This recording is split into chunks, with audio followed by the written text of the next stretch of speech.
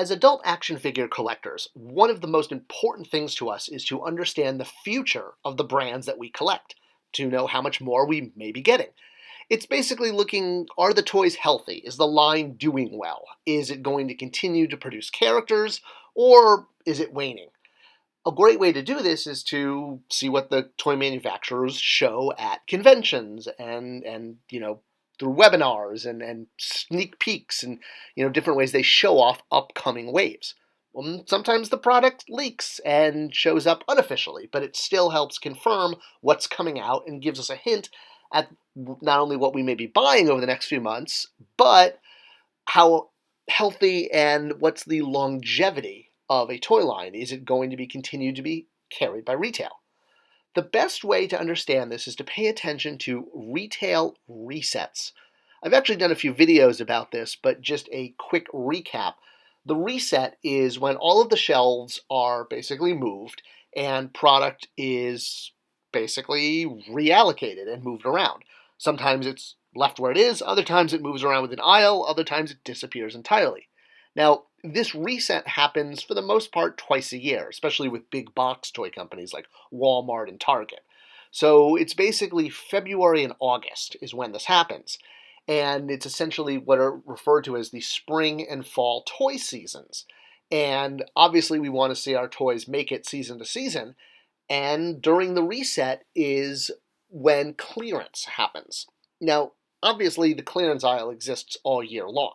And usually it's for overstock or a product that just sort of can't be sold, gotten rid of.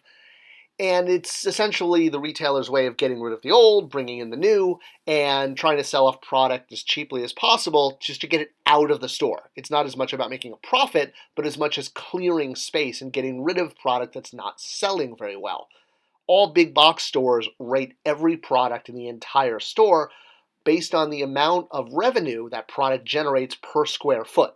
So each square foot or each peg has to hit a certain amount of velocity. Now with January ending soon, it means, oh, lo and behold, what month is coming up? And well, if you own a calendar or have been alive for the last 2,000 years, you know it's February, which means now is the time when the big box stores are resetting their aisles. And, well, so it begins. If you take a walk over to your local big box retailer and pop into their clearance aisle, you'll see it's a lot more full than it normally is. It's not just the holiday sell-off or one or two items that aren't doing well, but the clearance aisle for the next 2-3 weeks are just jammed packed with items that retailers are trying to get rid of because they need to reset their aisles in mid-February, and they can't do this if they have product for lines that aren't selling.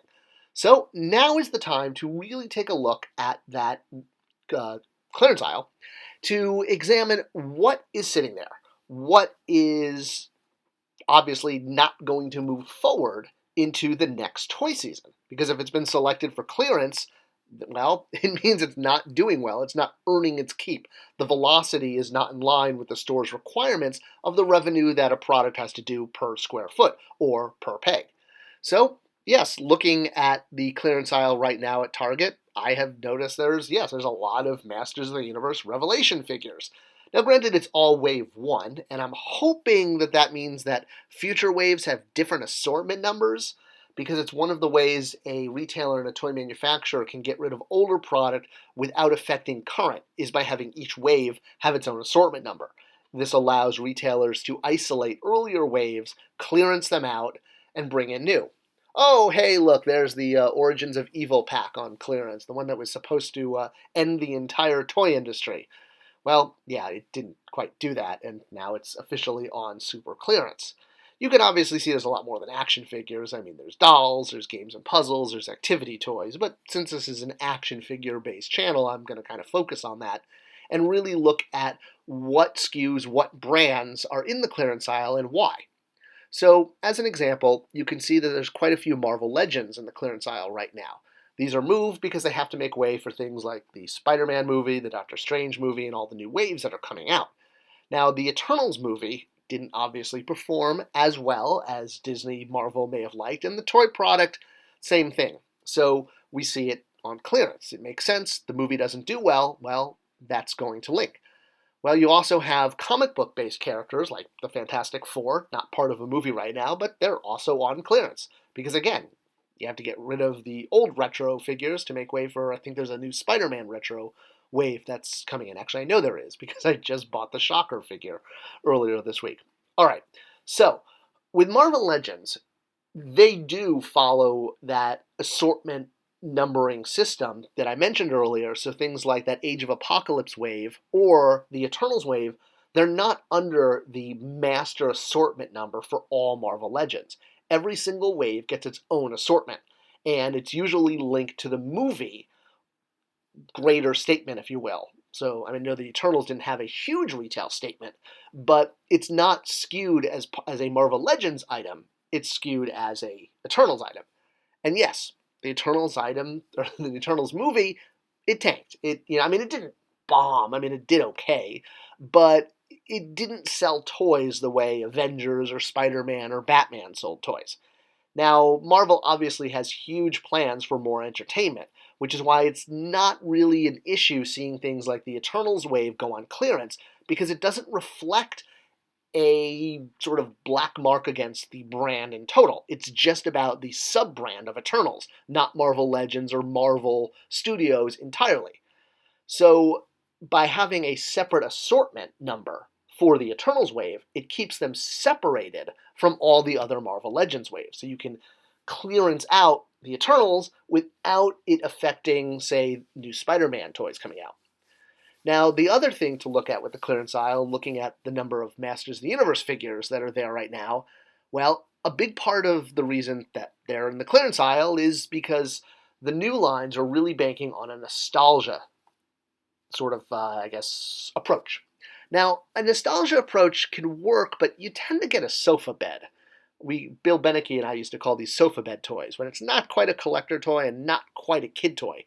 The new content for Masters of the Universe on Netflix obviously did okay. There were people that liked it, there were people that really didn't like it. There was another show for kids, but it wasn't really culturally groundbreaking like, say, Baby Yoda was. So if you see a toy line that you collect on the clearance aisle right now over the next few weeks, is there hope? Well, I think so, very much. Mattel and Hasbro both have online programs to create items, big items, small items, just for collectors. So ideally, a product line that doesn't work at retail for various reasons can hopefully find a home online. And with both major toy companies having this set up, the infrastructure, well, hopefully it'll give it a second life. Similar to something like the 12-inch G.I. Joes. Huge fan base, not big enough to continue to support it. I recall reading an interview with Daryl DePriest, who was the brand manager at Hasbro on the 12-inch G.I. Joe line, and he had to sort of bring the sad news that just because people are very loud on the internet saying that they really wanted 12-inch G.I. Joes, and this can apply to almost any toy line, Masters of the Universe, Transformers, Star Wars, the internet has a way of making people louder than they are numerous.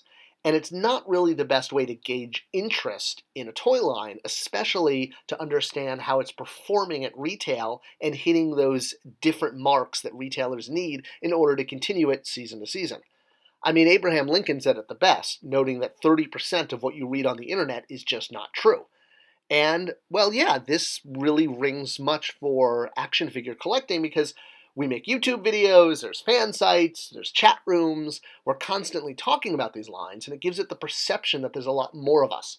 The best way to know if a toy line is performing is not to see what people are saying on the internet, but to look and see if your favorite line, or your least favorite, is hanging in the clearance aisle. If it is, probably means it's rotating out, and it may not move on to the next season to make room for something that will perform a little better. I hope you enjoyed this video and it was some good insight into how the clearance aisle works and, well, what's going on right now. So yeah, check out your clearance aisle. Post below, what do you see? Are some of your favorite lines or least favorite lines in the clearance aisle? You think they'll make it to next season? Love to discuss it. Share this video and I'll see you guys in the next one. Thanks for watching.